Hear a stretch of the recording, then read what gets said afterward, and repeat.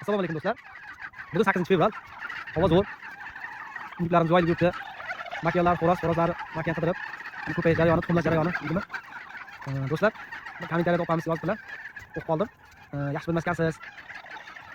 23 ta tuxum tug'adi indi deb aniqdilar, to'g'ri. Siz nima o'qamisiz? 20 ta, 25 ta, 15 ta tuxum tug'ishi mumkin. Qanaqasi? Endi sizda 2-3 yillik tullaklar, o'zingiz boqib keladigan tullaklaringiz bo'lsa kerak, adashmasam. Qaysi induklar ko'proq tuxum tug'adi? Qanaqa induklar? Bu savolga javob bu yilgi jo'jalarimiz, ya'ni birinchi yil tuxumga kiradigan jo'jalarimiz 20 ta, 30 ta, 40 tagacha tuxum tug'adi. 20 ta, 30 ta, 40 tagacha tuxum tug'adi. Hozir joyini issiq qiladigan vaqti.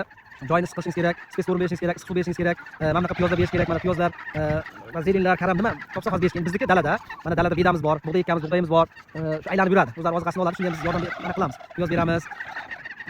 Shu donat spes o'rin beramiz, suv beramiz, suvlarga qo'shib beradigan vitaminlar bor, shuni beramiz, vaqtida tuxumga kirgizamiz. Endi buni qarab yuraverib, makka bug'doyni berib chiqarmay, mart oyi tuxumga kirib, 15-20 ta tuxum tug'ib yo'q, harakat qilsa, vaqtida tuxumga kiradi. Joyini isitib, shu vitaminlarni berib, suv bersa, vaqtida tuxumga harakat qiladi, vaqtida tug'adi. 20 tadan 40 tagacha tuxum tug'adi. Do'stlar, bir kunda masalan bizga 50 ta 60 ta o'rtacha telefon bo'lsa, 20 ta 30 kishi induk tuxumi bormi? Makiyalarni sotasizmi, xo'rozlarni sotasizmi? Yo'q, do'stlar. Makiyan xo'rozlarni sotolmaymiz. Qayta aytsam ham 1-2-3 minut videoni ko'rmayaptilar. Telefon bo'ladi.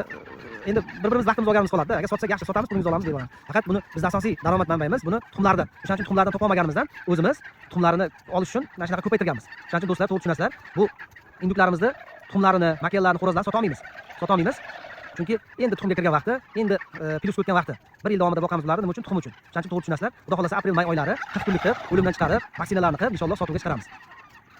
Manzilimiz Samarqand viloyat, Payariq tuman, Qo'shtirma qishlog'i. Xudo xolasa aprel-may oylari inshaalloh sotuvga chiqaramiz jo'jalarni. O'sha vaqt kurklari bo'lsa, kurklarni sotishimiz mumkin. Hozir kurk ham sota olmaymiz.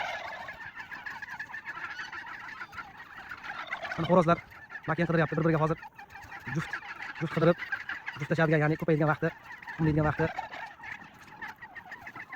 Do'stlar, kanalga podpiska bo'lmaganlar podpiska bo'lib, like bosib, kommentariyada o'z fikrlaringizni qoldirib ketingizlar. Bizlarga muhim. Har birini bitta o'qib chiqamiz kommentariyani. Ustozlarimiz bor. Bizda yaxshi biladigan, bizda 3 yil bo'lgan bo'lsa, bu sohaga kirganimizga, bizda yaxshi ustozlar bor, bizda yaxshi biladigan.